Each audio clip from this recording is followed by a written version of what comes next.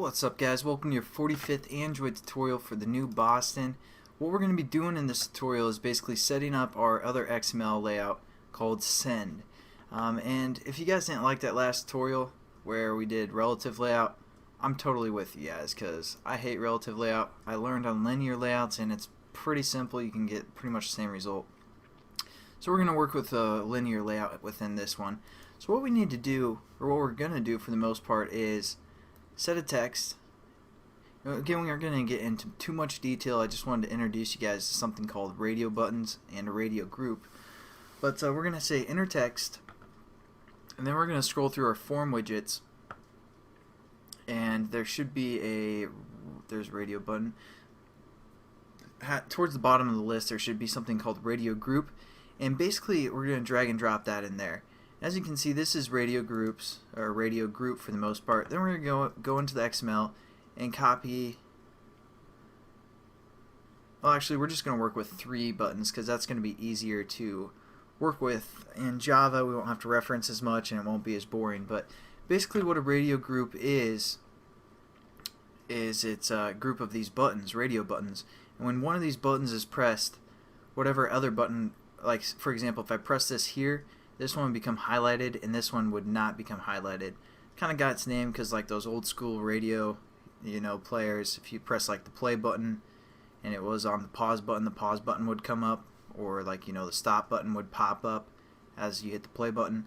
I don't know if that made sense, but basically that's all we're going to do with the radio group. And then we're going to add also another text view called test. Now we're just going to go into the XML and I'm going to Control Shift F for format all of it. There we go. And as you can see, 3 radio buttons are within this thing called a radio group. Now what we can do is we can set up a radio group, like set an on-check change listener, and anytime one of the buttons within the radio group is pressed, it's going to change. And as you can see, basically it's pretty much the same setup as every other thing that we've done in XML except for this check true.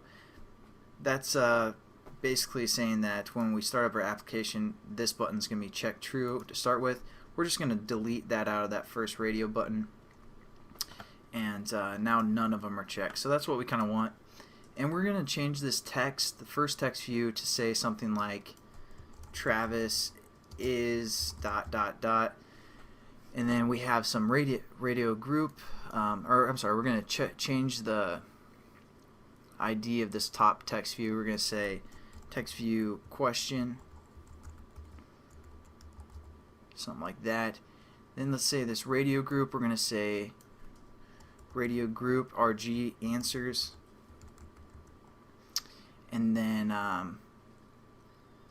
we're basically going to change all these radio, or we're going to change all these radio buttons as well. We're going to change this one to something like crazy, because when I started these tutorials, I was going to try and make you guys think I was completely crazy. That's why I was like talking about my grandma. I was going to talk about like having cats everywhere, but I decided against that. So if you guys think I live with my grandma, I was just kind of kidding with that. But basically that's one of the choices. We can also say super sexy, which is true, by the way.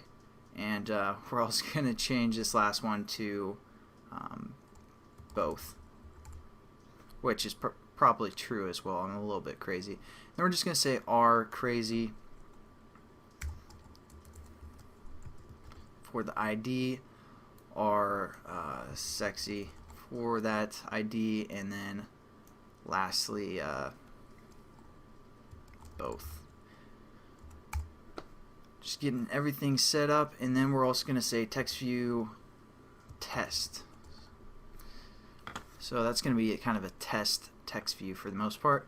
And we basically have that application set up, or basically our layout. We aren't going to worry too much about everything for the most part. And then what I want you guys to do is set up 2 new classes. And I'll probably have you guys do this by yourself, but we're going to say data. We're going to call the main one data. And then we're also going to call the second one, let's say, opened class. So there we go. We have our 2 classes set up for the most part. again, we're just going to go into our menu class and we're going to just define one of them within here called data. Again, it has to be the exact same as class. Again, define it in the manifest, and I mean, I'll start, because this tutorial is kind of short, I'll start again just showing you guys how to set this up. You guys should know how to do this by now, but both of them are going to extend to activity. Pretty much standard activities for both of these, and import it. Actually, I probably won't even show you guys. Just again, do on create real quick,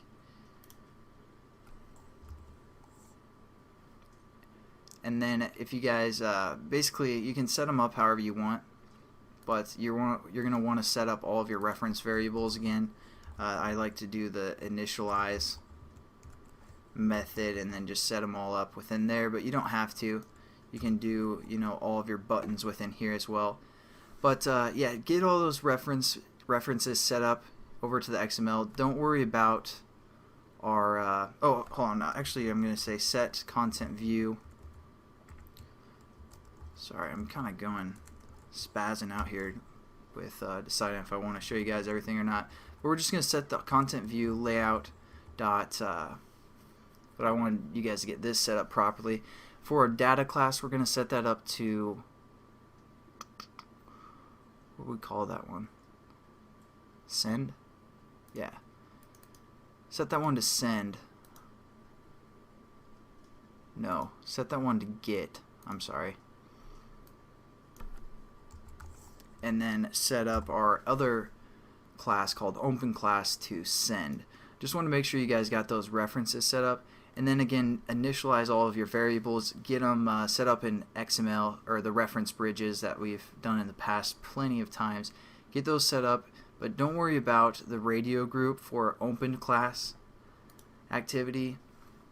I'll show you guys how to set that up in the next tutorial. So basically just set up everything, and then I'll see you guys in the next tutorial. Have a good one.